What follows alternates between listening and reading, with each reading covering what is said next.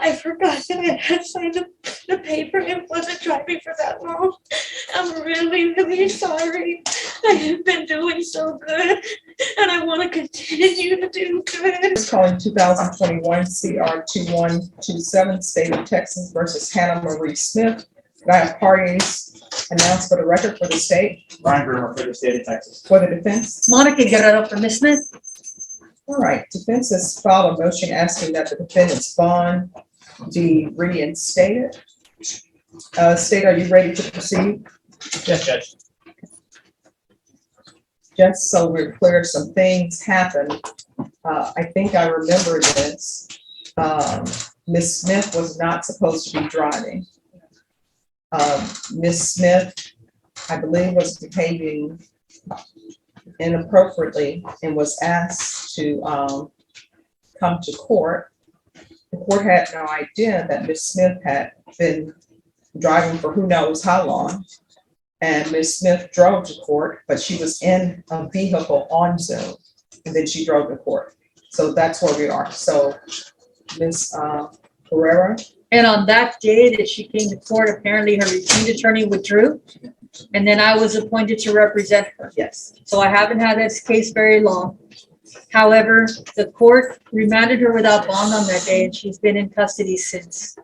The family is extremely supportive. They sold her vehicle so she wouldn't have a car anymore. Her employers contacted me, her boyfriend's contacted me, civic leaders have contacted me, her mother has contacted me. They all want her to get back out so that she can go back to work and show the court what she's done. She's been in 12-step programs. She has not had any positive UAs. She tells me that, you know, she's been doing everything that the court has asked her to do and that she was unaware that Ms. Corley had filed an affidavit of non-driving. She had been blowing into an in-home device and she would like very much to be placed with a bond so that her family can make her bond. That if she has a vehicle, that she will put ignition interlock in there. But as of right now, her mother has told me they have sold the vehicle and they no longer have anything for her to drive. Her bond was set at $50,000 in inception. Well, even though Ms. Corley did an affidavit of non-driving, people in this court who are on DWI, I always let them know and have them present when someone is doing an affidavit of non-driving, because I tell everyone that they need ignition interlock and they say, oh, they're not driving. And I say, well, they need to provide an affidavit of non-driving. My concern is she filed an affidavit of non-driving. Obviously her signature is on it because it's an affidavit of non-driving, and yet she drove to court and she didn't have ignition interlock. Judge, if I may, obviously, Judge, I was going to bring up my recollection of that day was the same as yours. I did want you to take judicial notice because I know you were on the Zoom that day. You know, if there is an affidavit of non-driving on file, I mean, I presume that she signed it and that, you know, she was aware that she wasn't supposed to be driving. Regarding the indictment in this case, it's a very serious charge, among the most serious charges you can get involving a vehicle. And that's why we believe it's important, Judge, to not take it lightly, the fact that she said she wasn't driving and then she was for sure driving that day that we see her on Zoom driving. We can presume that she was driving on other days if she thought she was just free to drive. The state would ask for her bond, if you grant her a bond, for it to be doubled to $100,000 along with full GPS house arrest. I'm still trying to figure out why should I grant her a bond when and mind you, Ms. Smith, I don't take any of the facts of these cases true because I haven't heard any facts. But what I have is you're charged with intoxication manslaughter. You did an affidavit saying that you would not be driving, and yet you were driving, which means you were driving without ignition interlock, and you're charged with intoxication manslaughter. The number one rule when you have any intoxication offense, if you're doing an affidavit of non-driving, you don't drive. If you're driving, you have to have you have to have ignition interlock. So I'm not going to reinstate the bond. You're remanded without bond. I'm sorry, I forgot that I had signed the paper and wasn't driving for that long. I'm really, really sorry. I have been doing so good and I want to continue to do good. But you knew you were driving without ignition interlock, but if you want to give testimony, I will swear you in. You want to raise your right hand? Do you solemnly swear or affirm the testimony you give will be the truth and nothing but the truth, so help you God? I do. You can lower your hand, state your name for the record. Hannah Marie Smith. All right, Ms. Farrell, do you want to do question and answer, or you just want her to state? I just want her to talk. All right. I did not, I was not aware. I do remember signing the paper, but I was not aware that I was not supposed to be driving at all. I did tell Miss Linda Corley, I called and I had spoke to Roland.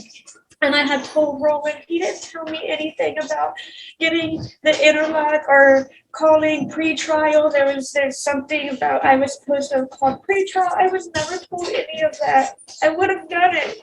I have done everything that I have been told to do. I would have done it.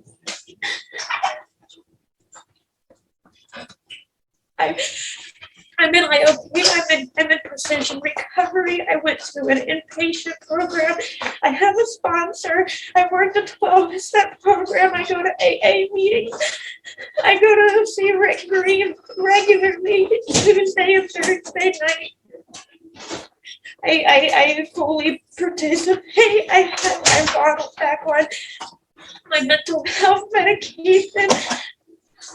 Being in the IOP program has put me, I have found out that I have hyperthyroid and Graves' disease, which I wasn't aware of until I had gone into the IOP program. I mentally, physically, everything about me has gotten so much better. This past year to year and a half, I'm really sorry. I know the car is gone. You can take my license. You can revoke my license. You can do whatever. I'm not gonna drive anymore. I take the bus. I'm trying. I tried really hard for a whole year. I'm sorry.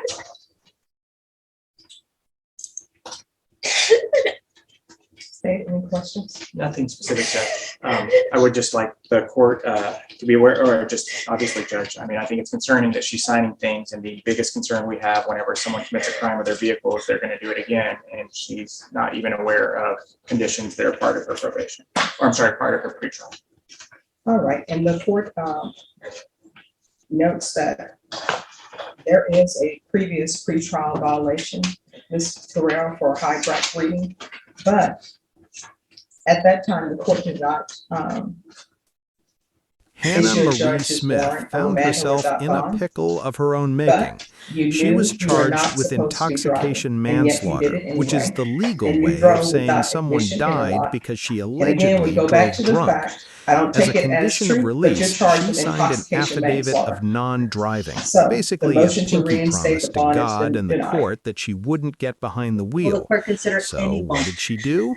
She Not at drove this to time. court in a car where the judge could If you see want her to on speak with the Zoom. state and see The state if the argued state would that be if she agreeing lied for a about bond, but that, at she this time, no. probably drove on other days too. Ms. Her Ferguson, defense? I didn't know. this is The judge the setting date reminded on her this that May signing 16th. something Ms. means Correct. you Next actually week. read it. After a tearful May I be speech excused? about Yes. AA And meetings should you have a and seat over taking there? the bus, Yes. the judge denied her bond and All right, remanded is her the person back here to on David custody. Thomas Roberts?